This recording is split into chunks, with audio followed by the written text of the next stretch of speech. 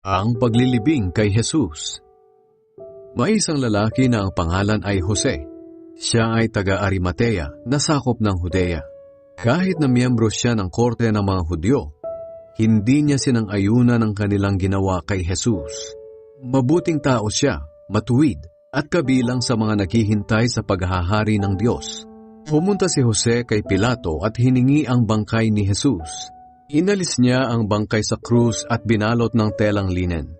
Pagkatapos, inilagay niya ito sa libingang inukit sa gilid ng burol na hindi pa napaglilibingan. Biyernes noon at araw ng paghahanda para sa araw ng pamamahinga.